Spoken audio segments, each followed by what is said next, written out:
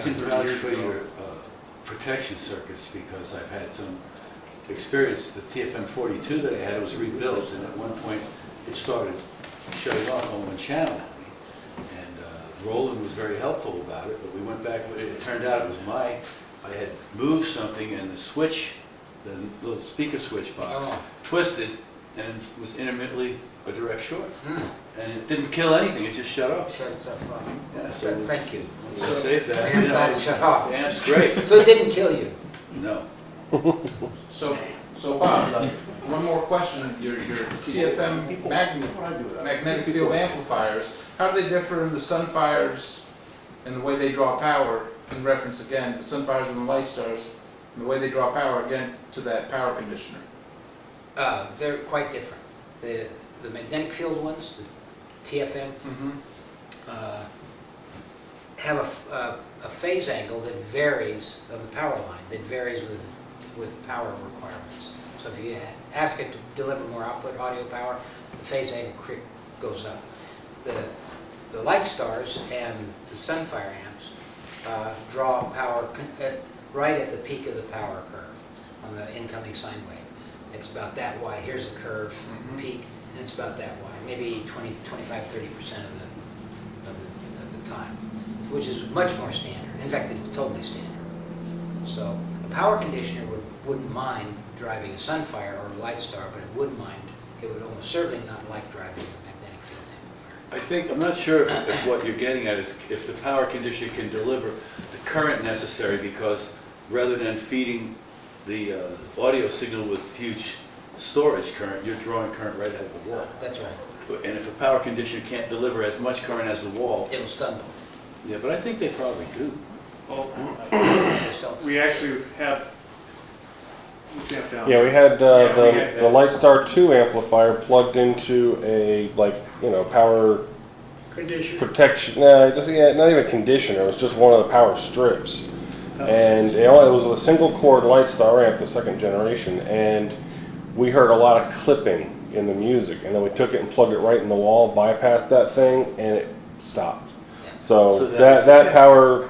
Just like a power strip, yeah. It couldn't. As opposed to a it was large being conditioner, sucked which- dry. Yeah, it Yeah, just I mean, couldn't handle remember it. the power source is the big power transformer in the pole, which weighs 150 or 250 pounds. Yeah. And it can supply a lot more current. So always plug any of my amps right into the wall. They're designed to be plugged into the wall, never mind those power strips. That's not true for the other stuff, but for the big power amps it is. Yeah. Audiophiles be damned. That's what he tells us, but take a look at this. Yeah, go back on the forums. Cherry, the big monster amps on his living room floor. With You had like 6 amps plugged into a power strip in your living room. all Yeah, those that's right. tubes. That was funny. That's part of being tech. Yeah. Oh, that's from the picture I had? Yeah, remember had You had the Cherry 20s out there. Yeah. had the iMag in front, and everything was plugged in his little Radio Shack power strip.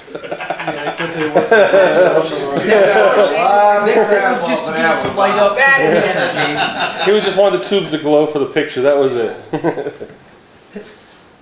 Pretty much 2 more things. Okay, 2 more questions. We've had a lot of Sunfire fans, one particular Bill D, who has asked repeatedly over the years if you can get Sunfire schematics. I don't know whether you can, I don't know whether you can't. This isn't really a question, just a request. Is there any way that you can get them so the Sunfire fans 20 years down the road, they can fix their amps, or is it just not a possible? No, I can get all the schematics. I have access to all of them. My problem is I just have to remember to do it when I go back home and search. I'll stay on you. Okay, yeah, there you go. It's your You responsibility. and I are going to be on the phone a lot in the next couple of weeks. And we have to, and I've got a new personal assistant now, Peggy. So, Well, she didn't get your plane ticket. no, she, All right. All right, Bob, we thank you very much for your time. We know that everybody appreciates your time here answering the questions. It's your vacation. You're taking the time out to supply the Carver fans with the answers that they've wanted for a long time. Ending with this, we hear you're going to start up a new company. It's ITOPS. Could you please explain what that is, sir? well,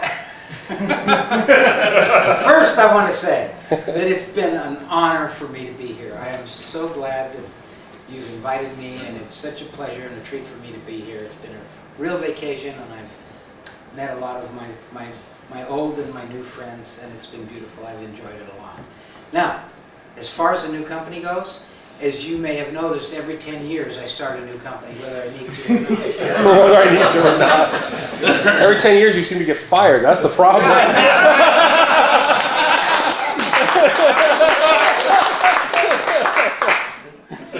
I always tell the board of directors that don't do that, and they say, you're fired. You're fired, yeah.